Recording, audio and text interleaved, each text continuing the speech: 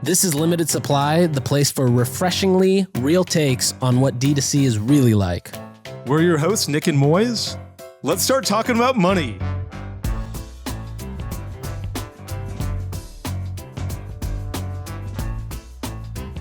All right, Moiz, I know we talk about Tapcart every episode. It's Tapcart this, Tapcart that, download Tapcart, sign up for Tapcart. The reality is apps are not for everybody, okay? In fact, it's less about the revenue and more about the repeat customer purchase rate that you get out of having an app. If you have 15% or more in your repeat customer rate, then an app makes sense for you. If less than that, not much. And in fact, right now, if you go to tapcart.com/limited, their team will literally model the incremental revenue that you will make from an app. So you wouldn't even launch an app without knowing you have revenue coming your way. So again, go to tapcart.com/limited and they will model it out for you. Okay, Nick, episode 2, season 4. We're back already. We're recording this so early in the morning. You know, at Walmart, when they do these like all hands meetings, they make everyone get up and like dance a little bit and shout to get like the energy up. Do you want us to dance? Yeah, I feel like we might have to do that. Okay, we got a killer agenda today. First is some conversation about Facebook cost caps, which I'm excited about because, you know, Facebook is the bread and butter for so many businesses that listen to Limited Supply. The second is about Prime, the energy drink company. You've talked about Prime a bunch in the past. Mm-hmm. I'm just getting to learn a little bit more about it. Do you remember who founded Prime? It was Logan Paul and KSI, but it's under a brand umbrella. Yeah. Okay, great. Yeah, I want to talk a little bit more about that brand umbrella. And then we're going to talk about Honest Company. I did a deep dive into their revenue and into their balance sheet and what it looks like. I think Honest Company, Allbirds, and I'm trying to Grove. Yeah, those are your 3 favorites. You know, those are the ones that were like growing up at the time that I was growing with Native, and they grew much faster than we did and raised way more money than we did, and now are publicly traded businesses. Right. In a way that I'm like, so I'm enamored with and in awe of. And so I really like to follow their journey along. I think all of the CEOs, or, you know, certainly with Allbirds and with Grove, which are both run by founder CEOs, I'm in awe of what they've built. Like, you know, they went from nothing to running a publicly traded business with hundreds of employees. I've never had that journey, so I live vicariously through their 10Ks. And I'm excited to go through it with you. Awesome. Okay, but let's start with Facebook ads. Do you guys run? I know you guys run, like, you know, create landing pages for a bunch of businesses and then run. I think you run ads to those landing pages at Sharma Brands. Is that right? We do for our internal stuff, and we're about to start doing it for clients very shortly. You run ads for your internal stuff? Like, can you give me an example of like for Hooks? You're like, hey, have us use our landing page builder. Is that what you mean by that? No, so we have a couple of brands internally that we actually don't really talk about, but for those we run our ads internally, and so yeah, I've got a little bit of knowledge on cost caps, not a ton, but excited to talk through it. Yeah, you know, I wanted to talk about cost caps because it seems like everybody in the world on Twitter is like, hey, you should be running Facebook cost caps. And literally every time I run a Facebook cost cap, it doesn't spend any money. I'm like, hey, my goal is a $30 CPA. I put in a $45 CPA cost cap. My budget is $10,000 a day. And it's like, hey, we spent $8. And all of the other ads that I've run spend in full and get me the, you know, $30 CPA I'm looking for. Yeah. Like, you've done cost caps? Tell me about how they work. I have no idea how they're working. So we do some cost cap. I've found that for the most part, very similar to you, it doesn't really, it doesn't really like perform that well. So for us, I'm not running these ads, but someone on our team is, and it looks like we have. So actually, we couldn't even get this is for a new brand. We couldn't get ASC to work for the longest time either. And I believe it's because ASC runs off of the, it's like the training of the pixel. So the less trained your pixel is, the worse it's going to do. So we couldn't get that to work. We started doing a bunch of like manual campaigns, the stuff that's not the fancy stuff. And, we probably spent about 50 or 60K that way. And then we started turning on ASC, and that started doing really well. You spent 50 or 60K manual, like, running, creating the ad manually. Yeah, non-ASC. Then then the pixel had been seasoned, and then you moved into ASC. Gotcha. Yeah. Then we moved into ASC, and that started working. And then we moved into cost caps. And the cost caps are really interesting because our price that we put as the goal CPA is about 9.5 times higher than the CPA we actually want to hit. And it ends up being about, let's see if I do the math. 9.5 times higher? Yeah. So if your goal is $10, you put $95. Yeah. Oh my God. Yeah. No wonder it doesn't work for me. And then we get a CPA. I know. Then we get our CPA right around where we want it. So, for example, we want this CPA around 80. We put 775 as our target, and we get about $88. Wow. Yeah, you're probably thinking like, oh, this is going to burn cash. Actually, because back in the day, I don't know if you remember cost caps like 6 years ago, whatever number you put, it would hit that number. Yeah, I don't like. I guess let's say you put 9.5. So you said I think 80, and you went to something like 700 or something like 775. 775.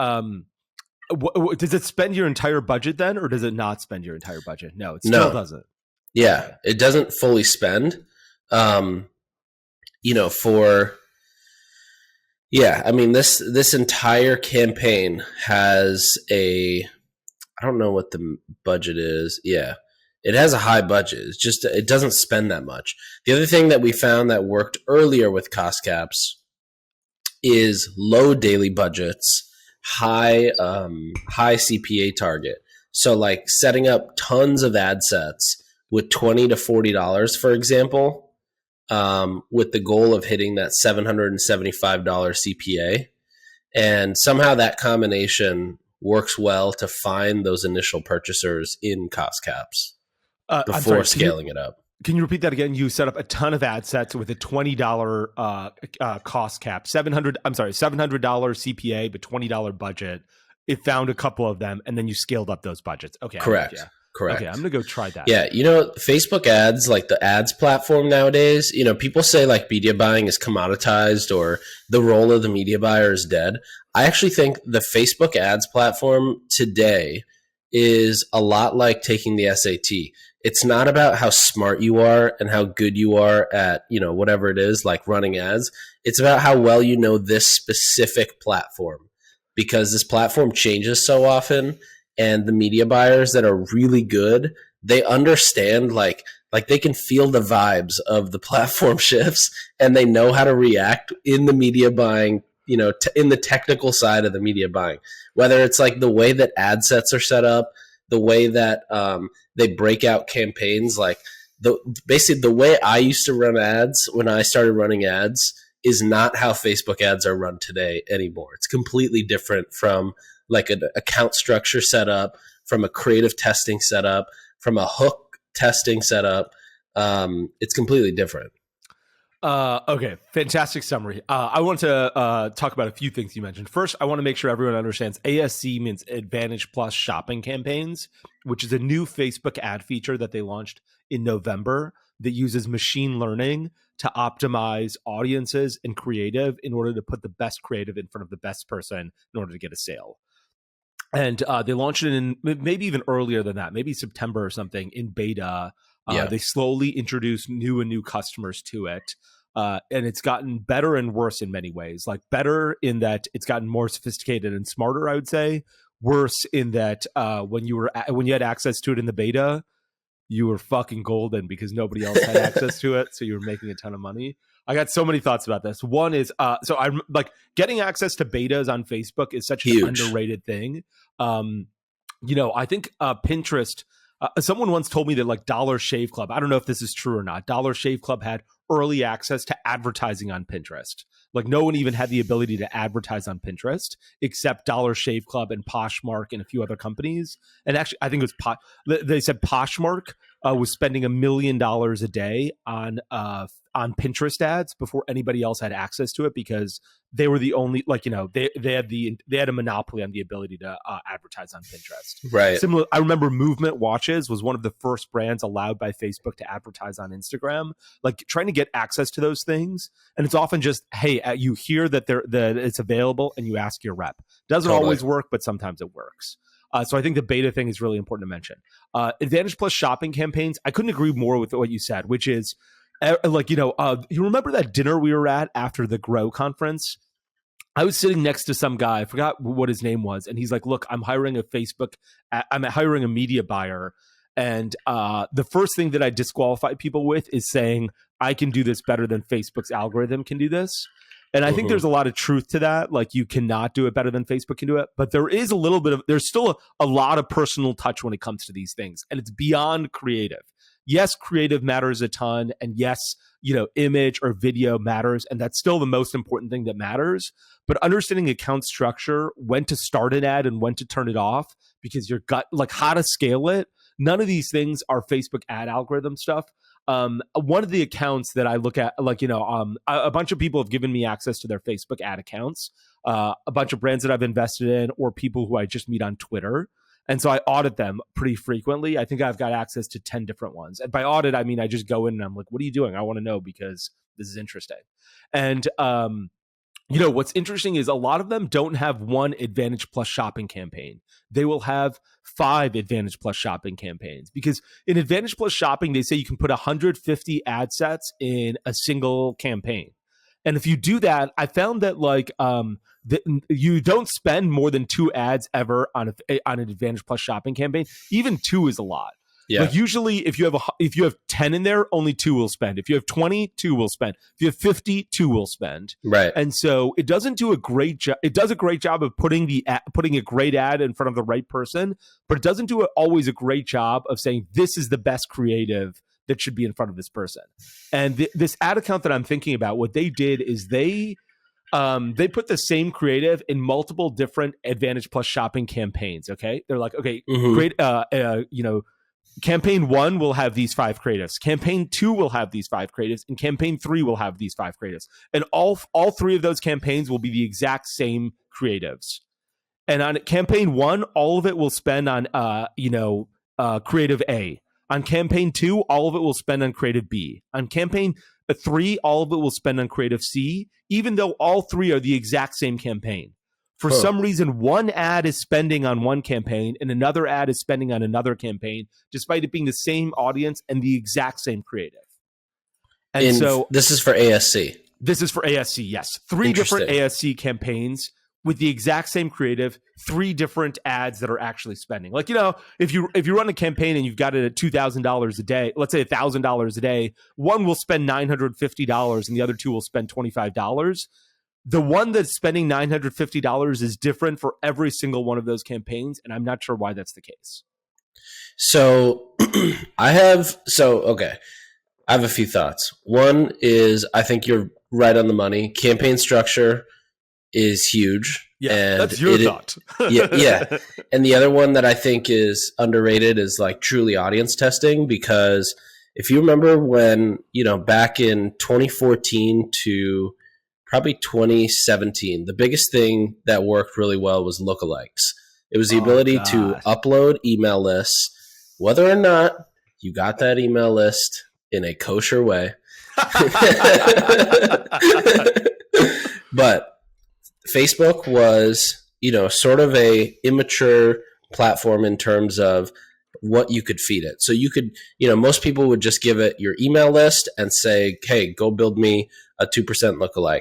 Then the smart people would take their email list in Excel, carve that up to make sure the email list that they upload has the exact traits of consumers they want, and then they would upload it. Then that got, you know, that was basically bread and butter for a long time, up to the point where everybody was, you know, big spenders started running 20% lookalikes. Then broad got really big, like just running broad Facebook ads. And that was probably like 2017, 18, 19, maybe 20. And it was just like, you just throw the creative in, you go super broad, you play with bid caps and cost caps or just lowest cost, and you just fucking send it. You let Facebook figure it out, and it worked. This is also the time when DPAs started to get really, really good and really accurate. And so a lot of brands started up, especially apparel brands, could just upload catalogs, run it broad, and Facebook had a separate machine learning engine in the DPAs that helped it really nail down and find purchasers. Then, DPAs, wow, what a throwback to the past, you know? Ready for an acronym? Yeah. DABA. DABA stands for dynamic ad, or no, what is it? It's basically DPAs that go completely broad. So my theory was that with what happens with going broad is basically think Facebook sends a ton of, little minions out to throw ads in front of people's news feeds, completely randomize people, and starts to look at what signals does it receive back, positive and negative. So it'll throw an ad to, let's say, 1,000 people, all different demographics, all different walks of life. It'll start to pick up on traits where, okay, this person liked the ad, that person clicked the ad, this person even went to checkout. What are the common traits between these people? Oh, they all live in this area, or they all tend to have these interests. Let's just start focusing the campaign on the interests of the people that are engaging with our stuff, and continue focusing the campaign there. So it almost goes from this really, in theory, it's broad. Broad is what you see when you're editing the campaign, but really behind the screen, Facebook knows exactly who it's going after, and that's why it's maximizing the creative. I feel like that is what ASC does on steroids. So when you set up your ASC campaign, you don't really have much targeting parameters you can add. You only have a couple, and I think it's literally just the country. But ASC does this really well, where when your pixel's trained, you can basically feed it creative, and it just immediately, it goes from thinking broad down to, okay, we're going after women who are 35 to 54 who watch Hulu, and they spend time here on these 25 sites, and it goes in really hard. That's why I think people set up multiple ASC campaigns, and technically they're broad, but I think in reality Facebook has them very niche down, and that's why different creatives work well for these different ASC campaigns. That is a great point. You're right. You're right. You're exactly right. When you say broad on ASC, it's not actually broad. It's still niche because Facebook knows who your customer is. So broad is just like a misnomer. That's a great point. I'm still surprised that you can set up 3 different ASC campaigns and get 3 different ads to actually spend a lot of money. That still surprises me because, I agree that it goes niche, but how come it doesn't go niche and say, okay, you want women who watch Hulu, you want women who are NASCAR moms, you want women who are soccer moms across the one ASC campaign. It says this one is for soccer moms only, this one's for NASCAR moms. I don't know why it does that still. Yeah, you would think they would do that because then people would just load budget into it much faster, probably. Exactly. Yeah, I would be like, okay, let's start one campaign. Make it $25,000 a day and put 150 creatives in here and just spend a bunch of money. Totally. I've got a few other questions and comments around this. One is, I don't know for ASC campaign, like ASC, you're right. There's no targeting. You just put in the country. There's no gender or age targeting, which is unlike other types of Facebook ads.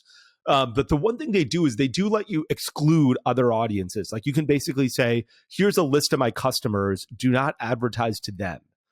And I'm not sure, and then you can set a percentage of your budget to advertise to them. Like you can say, okay, I'm spending $1,000 a day, spend 1% of that $1,000 or spend 10% of that $1,000 to advertise to my existing customers. In the past, I've asked around and people are like, oh, I like to set that percentage to 5%. Like don't spend more than 5% basically on my existing customers. I've actually found that having no limit there, spend as much as you want on my existing customers is the best thing you can do for your CPA. I've seen that across a couple of brands that I've looked at. I'm not sure if that's true across the board, but basically setting your exclusionary audience to 0. I'm sorry, having no exclusionary audience percentage, not 0, not 5%, let Facebook spend as much as they want to a retargeting campaign versus prospecting. Let Facebook take care of that. So yeah, so I think it's the same, right? Like I think the benefit, just like the benefit of going broad in your ads, is that you basically start with the widest blanket and you let Facebook narrow in.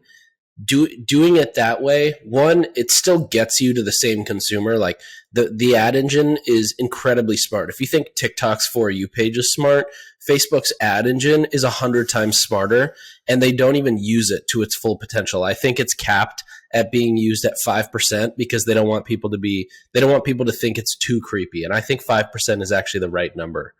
You put you guys put a 5% on the existing audience budget. No, I'm saying when Facebook runs these ads, they only use 5% of the knowledge they have to target because of how strong their ad engine is. And so going broad to let Facebook then niche down keeps your CPM very low. Whereas the more parameters you add, it's like you're adding, it's like there's two paths somebody can go. Going broad is like taking the ramp up a light hill, and so there's low CPMs. The other path is like you got to take really steep stairs, and all of a sudden your CPM gets jacked up. The more things that you have, the more exclusions you have, the more rules you have, and so I think always just letting it figure itself out is the right way to go. It's the cheapest way to go, definitely. I've seen that number be anywhere from 5 to 20%. But I'm definitely a fan of not putting a number there for a couple of reasons. One is it stays low. The second is there is nothing better you can do for your ads than have existing customers jump in and comment on the ads. That's exactly and talk about how amazing the product is. Or better yet, when somebody has any doubt in the comments, existing customers jumping in and replying to their doubt with their experience of how good the product is. That is chef's kiss of social proof. It doesn't get better than that. Yeah, you've almost created your own forum on a Facebook ad that's attached to a Facebook ad of people talking about and endorsing your product. And because you can hide and delete and ban all of the people who say bad things, you just have a forum where people love your product. And people who are thinking about considering purchasing it are like, wow, I really love Mad Happy Hats. Exactly. And don't forget, it's hide, block, delete. HBD. But it does exactly that. It's the best way to describe it. It creates a mini forum. Yeah. And especially for consumable products where people have like repetition attached to it and they know more and more about it every time they've used it, it does really well. I remember for the way we used to get so many comments about plastic. And so what we would do is we would even run some of the ad creative to existing as Facebook engagement campaign. Yeah. And then we would run it prospecting. Yeah. Did that as well at Native. Yeah, that's really interesting. In fact, I got a couple comments about what you said earlier. One is the lookalike audiences. Man, those were so golden. I miss those days. Golden. Did you ever used to swap lookalikes with other people? I tried to once do it with Ezra Firestone. You didn't have to swap you could just share on Facebook, right? You could share your audience on Facebook with another ad account. Yeah. I tried to do it with Ezra because I was like, hey, we both have women over the age of 40 or 50 really as customers. Let's swap. He wasn't game. I don't know why, but that's perfectly fine. So I never did that. And now I'm kind of glad I didn't because our audience was so golden. But what really worked for me was lookalike who had purchased twice. One time I talked to Facebook and I was like, hey, I'm trying to make a lookalike audience. And they're like, look, the golden parameters of lookalike audiences are 10,000 to 30,000 people that you upload. And we make a lookalike based on those 10 to 30,000 people. Under 10,000 people, we don't have enough information. Over 50,000 people, it looks like everybody else. Right. At one point we had, Native had 1 million customers and I tried to create a lookalike off of it. And they're like, this lookalike looks like everybody on Facebook. You have 1 million people on this list. This isn't helpful. So they're like, the golden rule is 10 to 30,000. So what I would do is I'd say, okay, I want to create a lookalike audience based on people who've purchased twice or more than twice because these people love the product. Right. And so then I uploaded that as my base audience or whatever it was called. And then I created a lookalike on it. And it was amazing. There was one time, I still remember this story where I was spending $800 a day on this ad. And I was like, what happens if I increase this 10x? And I went from $800 to $8,000 a day in one, overnight. Like I literally just added a zero, and I was like, well, fuck it, let's see what happens. Facebook did not skip a beat. Look, no increase in CPA. Like I think it was a 10% increase in CPA, and the next day I was like, I am a god today. I was like, look at my revenue, baby.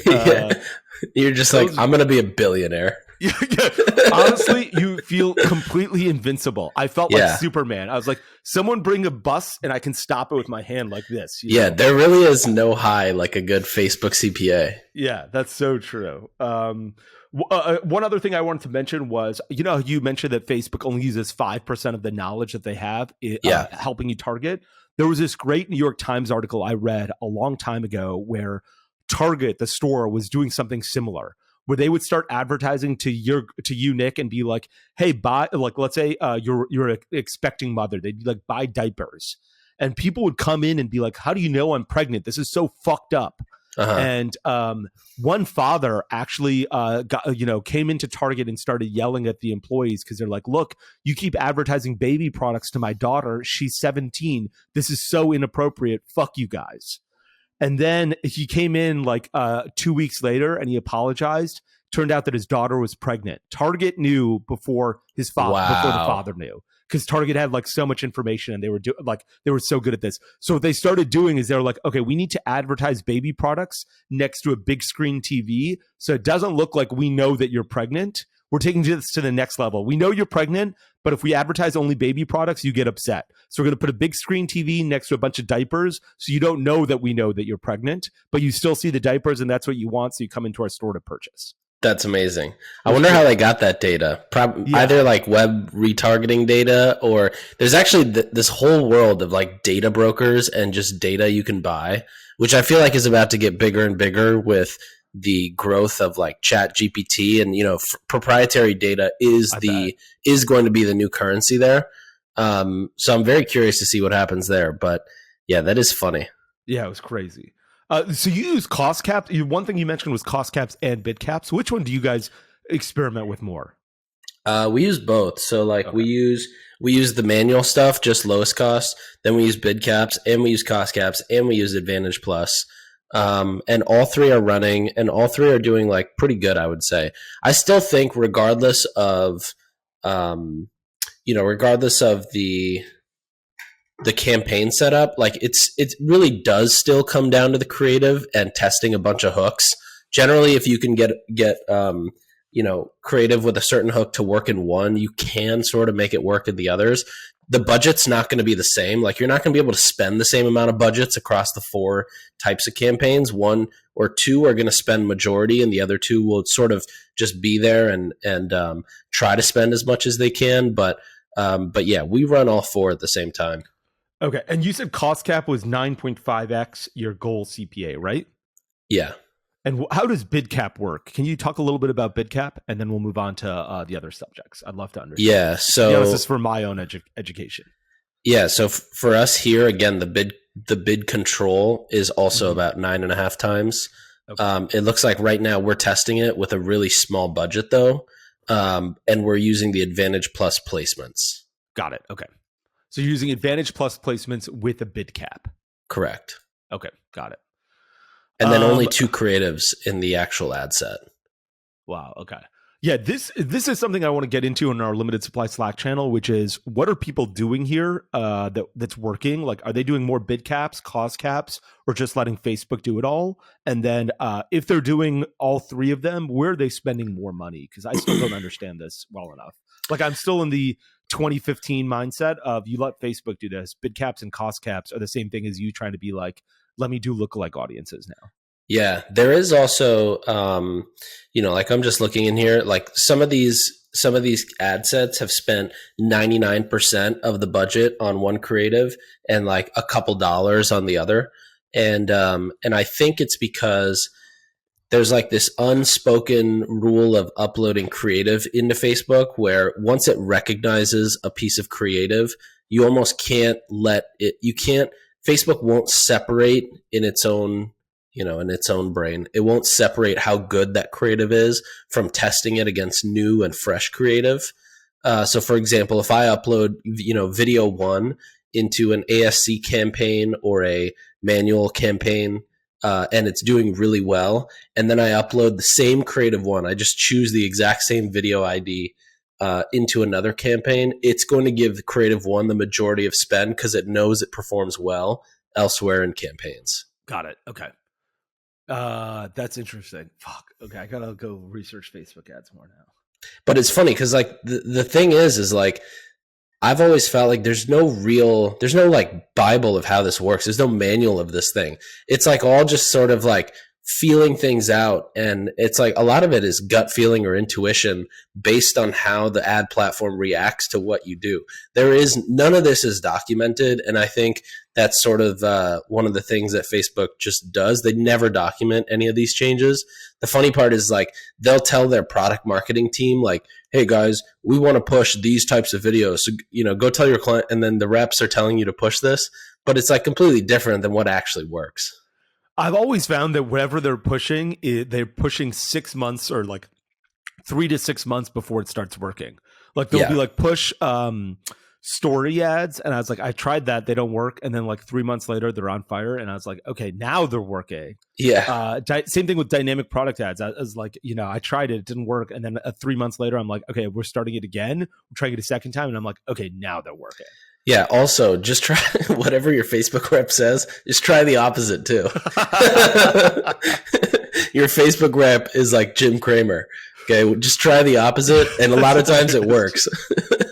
I saw this Reddit meme yesterday where Jim Cramer, like in 1912, is like, this ship is unsinkable, pointing to the Titanic. Like, he's been wrong for 100 years. All right, Moiz. Kevin, who started Glamnetic? So I texted him today because I'm like, we talk about Tapcart all the time. So I texted him. I was like, yo, do you guys use Tapcart for Glamnetic? Does it work well? And he said they've had Tapcart for the last few years. It works great for the most loyal customer base. It helps with a ton of product drops, and they leverage the push notifications a bunch. Overall, the LTV from someone who downloaded Tapcart is much higher than non-app customers. So then I said, what is it like for app setup, upkeep, maintenance? Is it easy to do?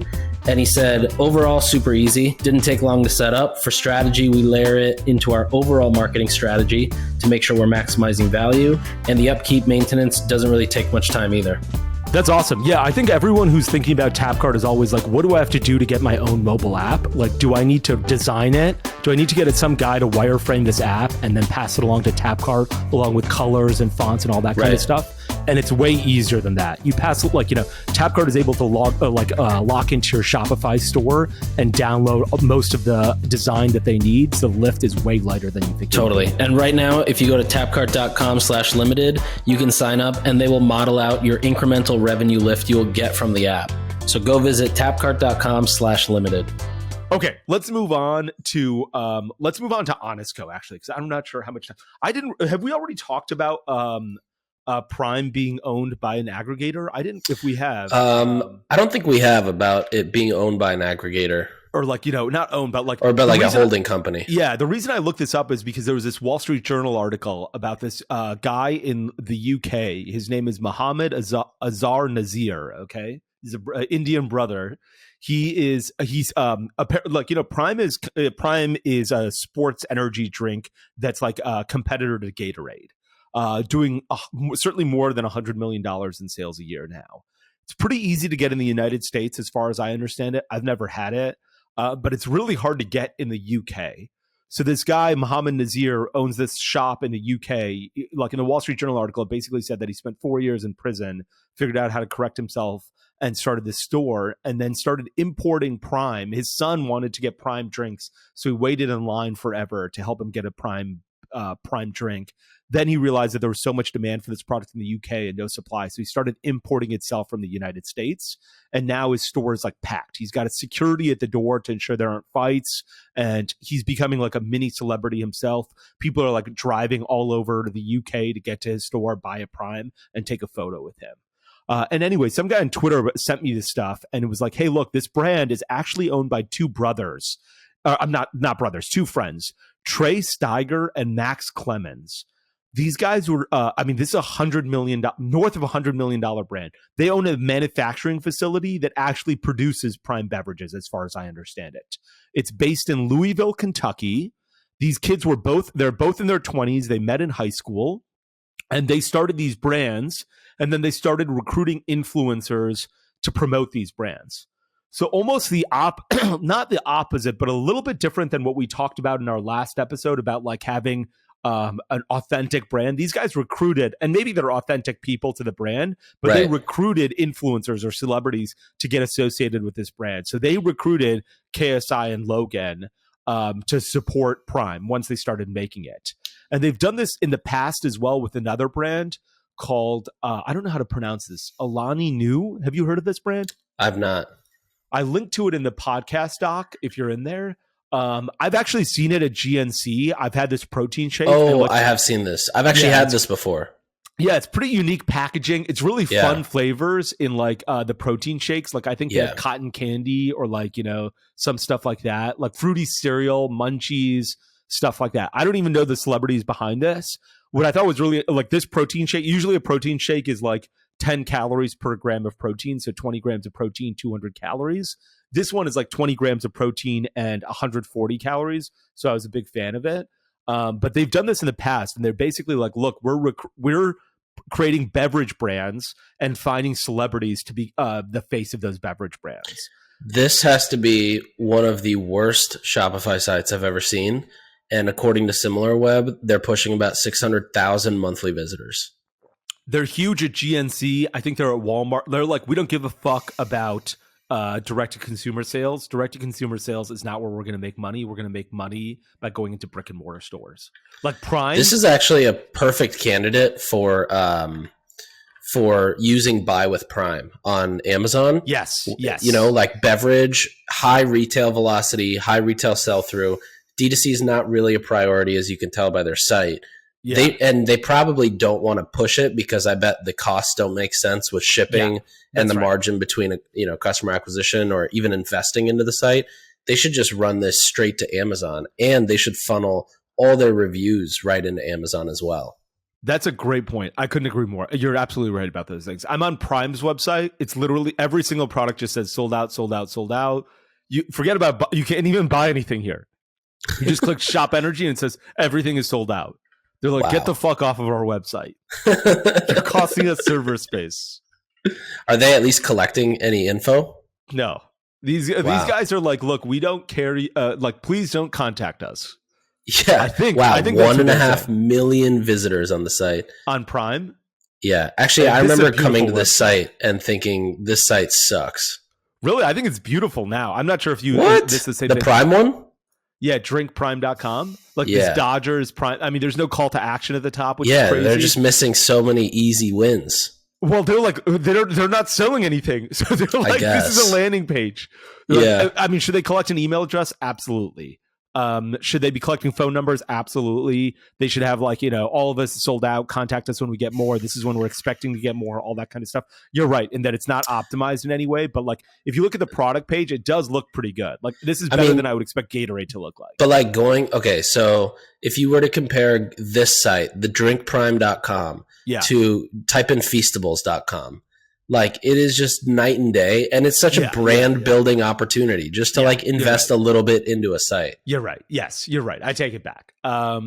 These guys are they just couldn't care less. But anyway, the reason I thought about this, or I was so interested in this, is because I don't know anything about beverages. They're hard to sell. They're heavy to ship. I know that they're hard. Yeah. I'm surprised that there is not a personal care brand. I'm surprised there isn't a personal care manufacturer like Mary Berry doing this more often. Sort of saying, look, we are going to go find, and maybe there is, and I'm just not aware of it.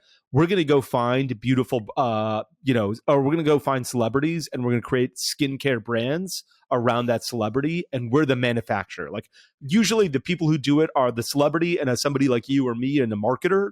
Right. I'm surprised there isn't a manufacturer with a marketer being like, look, we're making the product and we're going to recruit the celebrity and we're going to start small and get somebody who's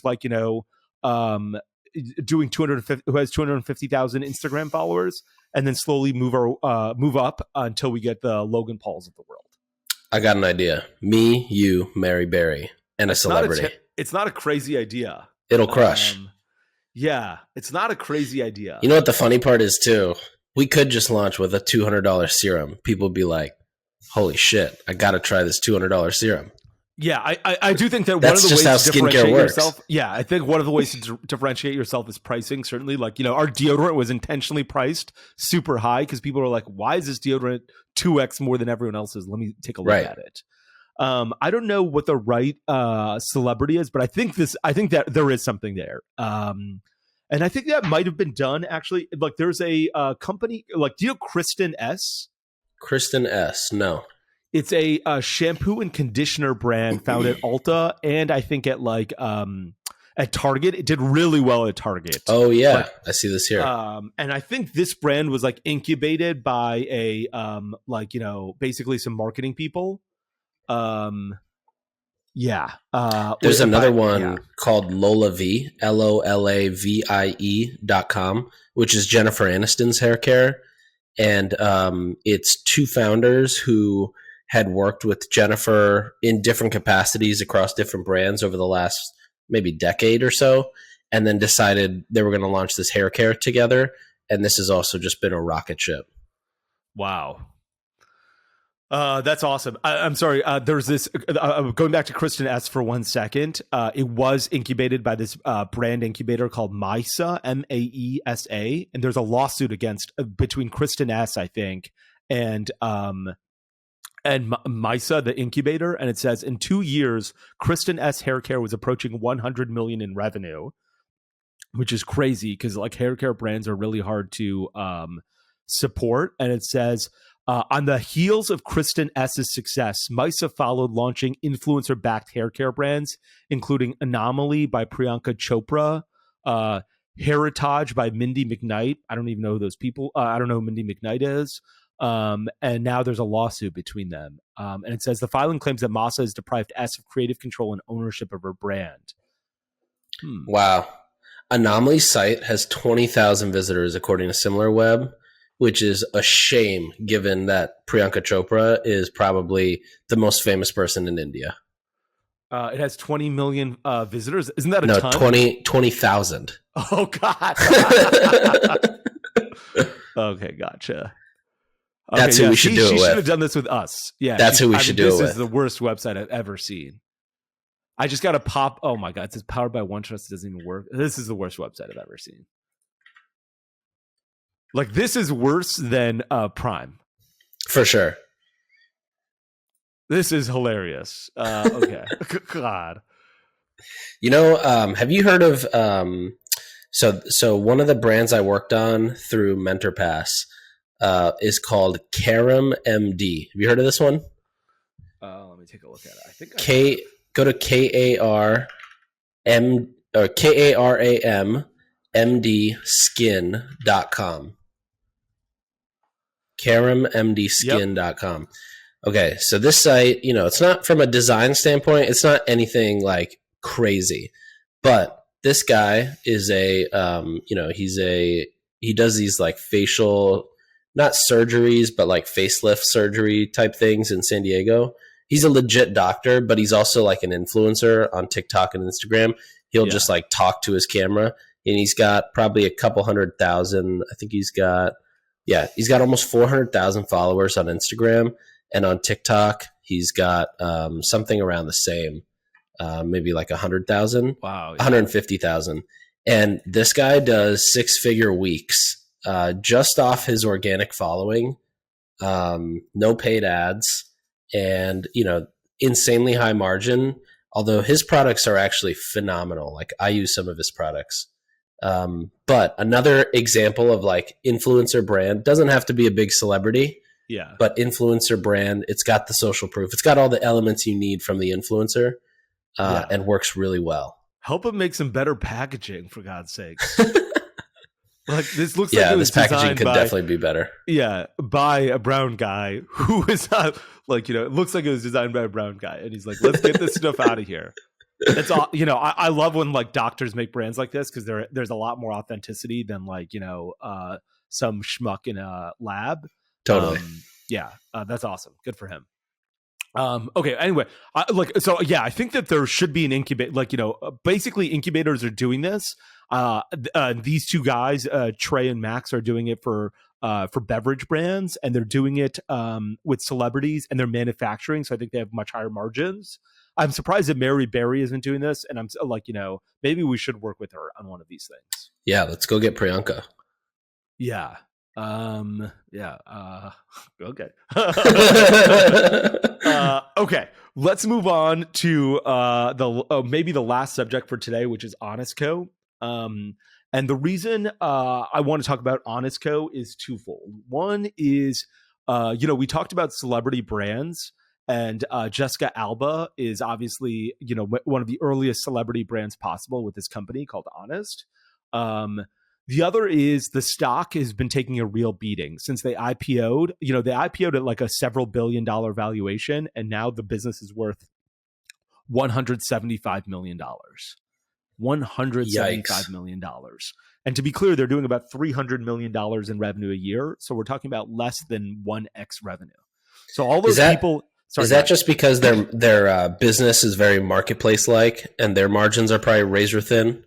Their margins, we're going to get into that. Yeah, it's actually a function of their margins. The reason that, when Aesop sold, and we talked about this, on the last episode, and everyone's like, "This is a good comp for us. This is where the market is." I'm 33. Yeah. Honest Co has $300 million in sales at $175 million valuation. Their valuation is 0.5 revenue. Right. That is also a comp, just to be clear. I'm not sure if it's a good comp, but it's out there. Anyway, Honest Co started a decade ago. So last year they did $313 million in revenue. Okay. Let's say $300 million in revenue. It's down a little bit between 2022 and 2021 because they weren't in Costco last year. On the $300 million in revenue, they lost about $22 million. Okay. So they lost $22 million on $300 million in sales. And let me tell you a little bit about their business. Honest sells diapers. That's the majority of their business. 2/3 of their business is diapers. About 1/3 is skin and personal care. And they have a little bit called household wellness, which I'm not sure why they sell. Anyway, that's their divisions. Diapers, 65% of their business. Skin and personal care, 30% of their business. Household wellness, the rest of their business. 45% of their sales are online. So about half their sales are online, half their sales are in retail. Of the sales that are online, so 45% is online, 25% is honest.com, 20% is Amazon. So they basically sell the same amount on Honest, and let's use round numbers here. They sell the same amount on honest.com as they do on Amazon, and both of them are about half the business. Together, they're about half the business. 1/3 of the business is Target, and then the rest of it is, 1/3 of the business is everybody else. So Target's the largest customer. 31% of sales are Target. 25% of sales are honest.com. 20% of sales are Amazon. That's 70% of the business or so. That's the whole business right there. And so I was like, why is this business only worth $175 million? You have a $300 million business, $200 million in diaper sales a year, and you're only worth $175 million. Yeah. And here is the problem. The answer is gross margins. Are you familiar with the term gross margins? No, explain it for me. So basically, it's revenue. Okay, your top line is how much your sales you have. Well, and let's say it's $300 million in sales here, minus the cost of those goods. So you got to pay, they sell diapers, and those diapers have to go in packaging, and those diapers have to get on a truck and be delivered to Honest Warehouse, and from Honest Warehouse to Target or to Amazon or to the end consumer in direct to consumer. So it's all of your expenses, all of your product expenses. It does not include marketing expense. It does not include people expense. It does not include office space expense. It just includes all of your fully baked in cost of goods sold, your product, your freight, all of that. Basically kind of up until the 3PL where they pick and pack it. Correct. Yeah. Below that, which is people, which is marketing, is not included inside gross margins.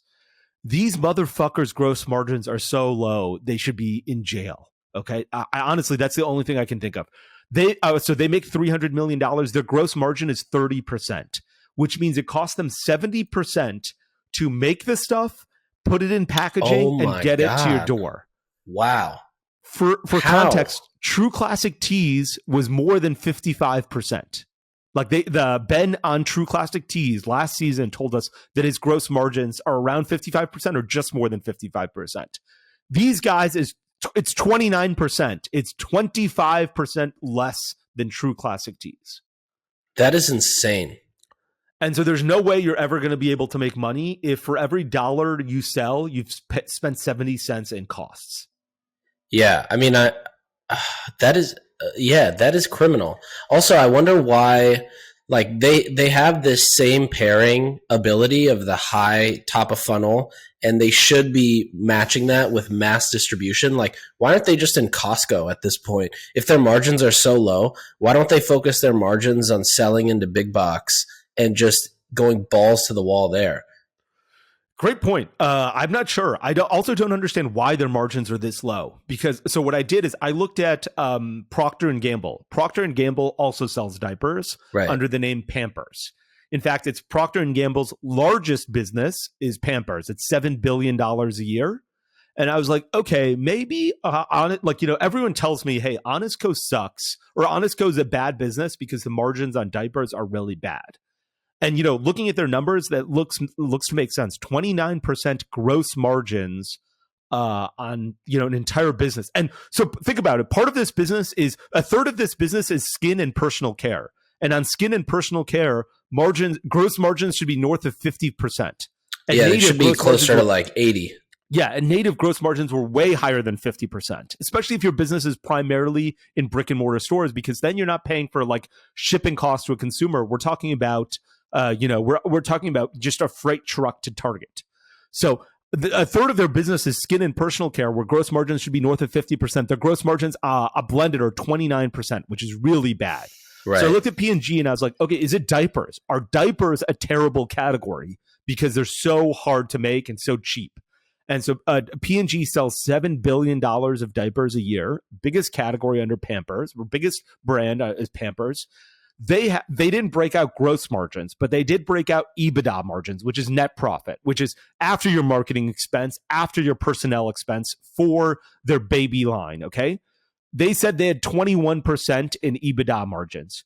21% EBITDA margins, and we're talking about Honest Co having 29% gross margins. Yeah, something's wrong. So these guys are spending too much on products sold, and I don't know why it's so expensive for them, but that is fucking killing them. And yeah, that doesn't make any sense.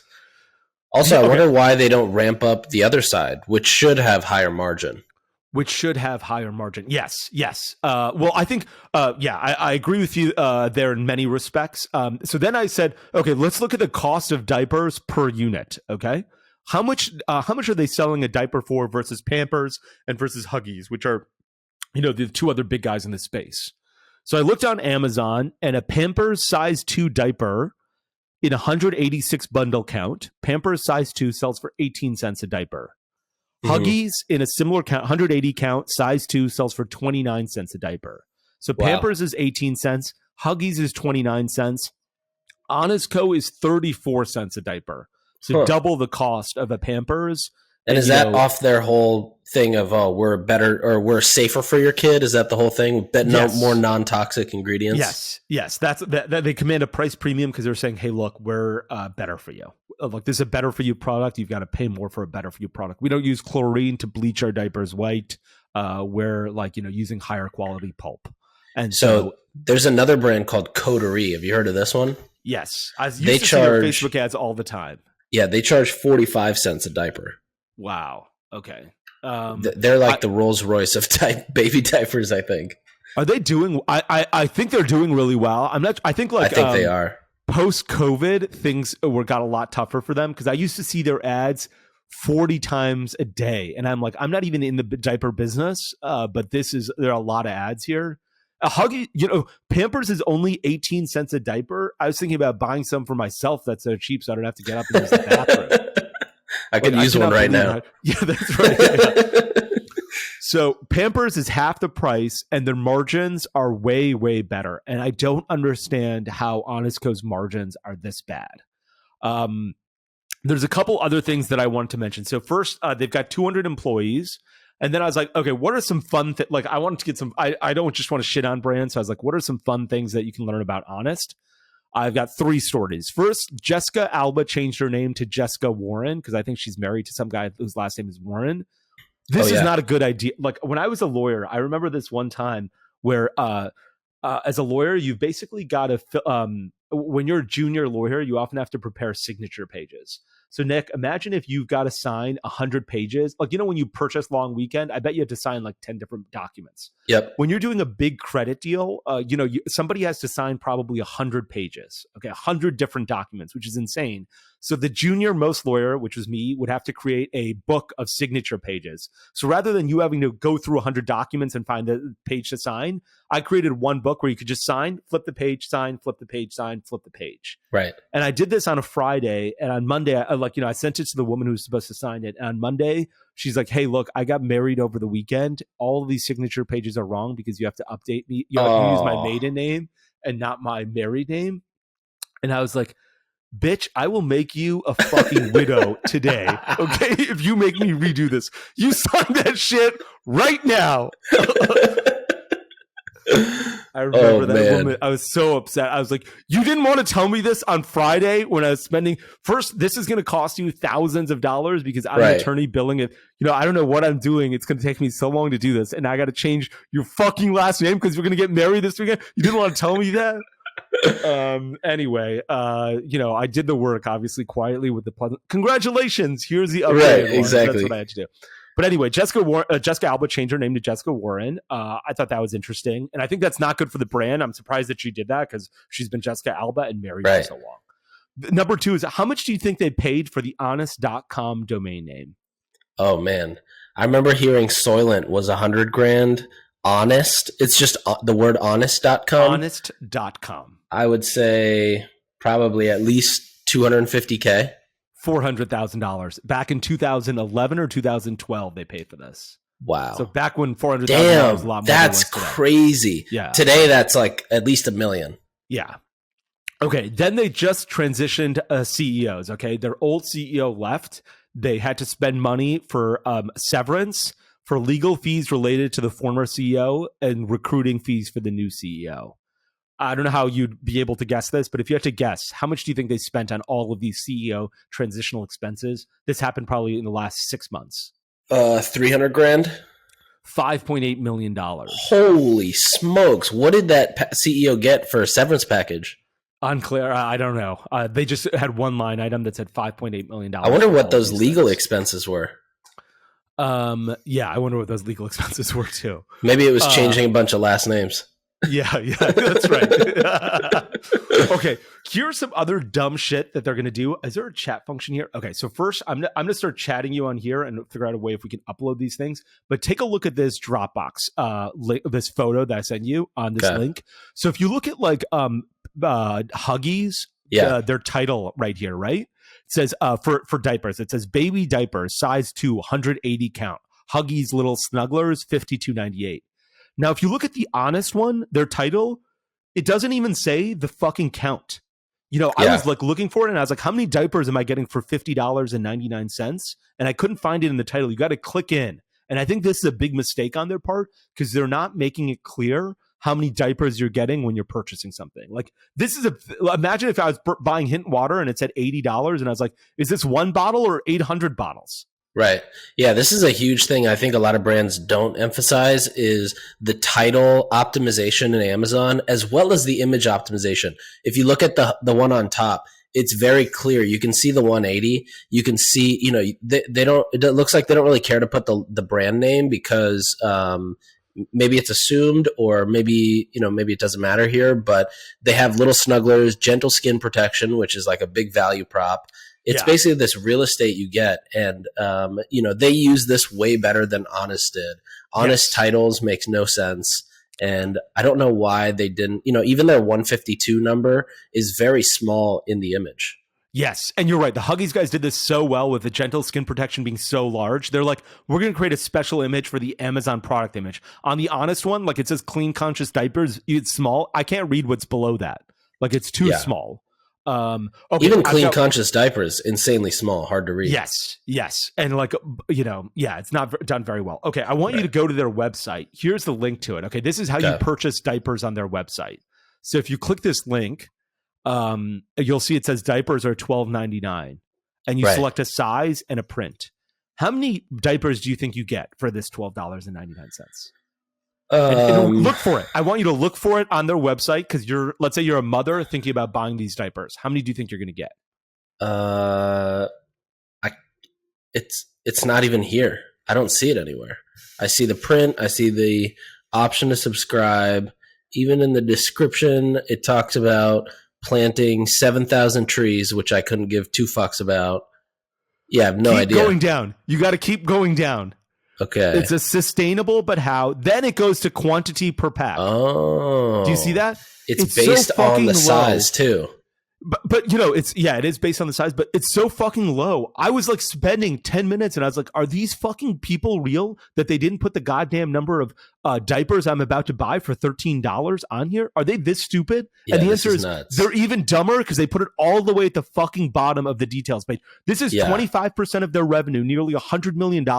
And the quantity per pack is this low on the details page. Whoever is running this e-commerce site needs to get demoted. Yeah. Or get them the fuck out of there. This is unbelievable. I think about if Steve Jobs saw this, he'd be like, what the fuck is going on here? This is how you're optimizing for consumer experience. This guy's got to scroll all the way down to quantity per pack, below our best diaper experience ever, below sustainable, but how, to find out how many you get.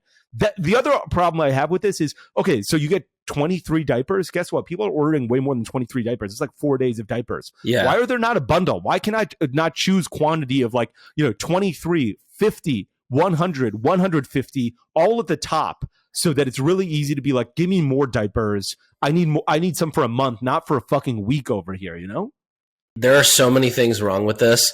The fact that they have Klarna talking about 4 interest-free payments over $30, and the product is not even over $30. The fact that they don't have, there's so much wasted space here too, between selecting size and the print. I mean, this is just such a poorly designed site. Even the add to bag CTA is, like a magnitude below where you choose the one time or subscribe. There's so much wasted space here. This is a site worth getting fired over. I didn't even think about the Klarna thing. Great point. And you're right. Like, add to cart button shouldn't be black on white with everything else being black on white. It should be orange or red or green. Make it a color so it stands out. 100%. I couldn't believe it when I was going through the site, where I was like, I listed this stuff where I was like, fun stuff, paid $400K for domain, dumb shit they've done, don't list quantity and product title, like real losers, and diapers, you have no fucking idea how many you're getting. It's insane. The other thing that they miss, that I think everybody can learn from modern day apparel brands, is they completely miss the mom reviews on their product page. Like, there should be, if nothing else, it should just be stacked with videos of moms talking about why they love these diapers more than any other diapers. They don't need any of their product marketing that they think is going to work will never work as well as moms talking about, basically showing the social proof and talking about why they used honest diapers. So true. And you know what you should do is use the celebrity of Jessica Alba here, or Jessica Warren rather, for this. There should be a video where she's like, hey, thank you so much for thinking about Honest. I'm a mom. I created Honest because I care about my kids in the same way that you care about your kids. Here's videos from 100 other mothers talking about how much they love Honest as well. I don't know why they're not doing this. That is a great point. Like, why do they not have video reviews and mom reviews all over the place here? Yeah, this is a great example of, I would also imagine, if I were to play devil's advocate, I bet the Salesforce Commerce Cloud CMS is insanely hard to mess with and insanely hard to move around or maneuver. And this is like a phenomenal example of why you should just you should be on Shopify. Shopify Plus. Yeah, beyond absolutely. Magento is the exact same way. It's nearly impossible to optimize. I mean, even here, right? You add one $12.99 count of diapers to your cart. You don't even get the suggestion in the cart to add another one or upgrade to a bundle. And then you go through this checkout process where it takes you 4 clicks to get your credit card info in. This whole site is so backwards and so fucked up. It's terrible. I couldn't agree more with what you just said. It's such a bad site. And you're right. This is a great opportunity for like a Shopify checkout. I know these guys have already like transitioned e-commerce sites like 3 or 4 times. Whoever's doing that, fired. Yeah. I think that, yeah. The other thing that if I were them, so one is I'd fix this e-commerce site. I'd fix the Amazon site. So they're these are easy things to fix. There's a couple other mistakes. Like they had $10 million in hand sanitizer that I basically think they had to give away or throw in the garbage after the COVID stuff because nobody was buying it any longer. They had 12% of their revenue was warehouse costs in 2022, which I've got no fucking idea That's how 12% of revenue can be warehouse costs. That's absolutely high. The other thing I would do, and this is probably more controversial, is I would kill Honest Beauty right away. Like I would keep Honest Skincare. I'd be like, look, we make diapers, baby care products, skincare products for babies, and even sunscreen and laundry detergent. I would do all of those things. But nobody's like, you know what? I want to buy Honest serums and masks and mists and eye creams. Like it's just too many SKUs. They've gotten into too many SKUs and they need to reduce their SKU count. And skin and personal care only makes up 29% of their business. And that's that beauty part is within skin and personal care. It's just too many SKUs. I'd be like, we need to rationalize the SKU count. We need to be we need to be a basics company. We need to be diapers, personal care products for babies, like moisturizers and baby wipes and all those types of things. And we can do laundry detergent and sunscreen. We do not need a daily green juice antioxidant super serum. Like that's just not going to sell with Honest. Another thing here is they, their subscription on the diapers only offers 5%, which I think it's lower than Amazon's subscription discount. Wow. Yeah. That's crazy. Oh my God.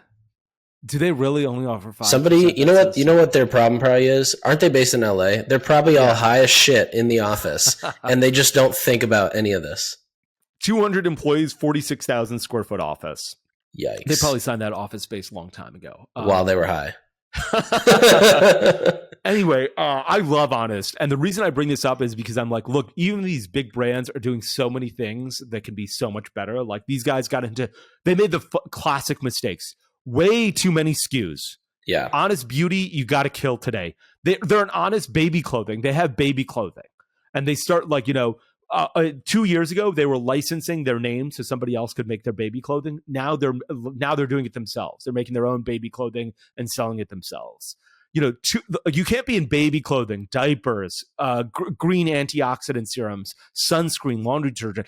Too many SKUs, not enough optimization in the clear parts of their Amazon and direct-to-consumer business, which make up half their business.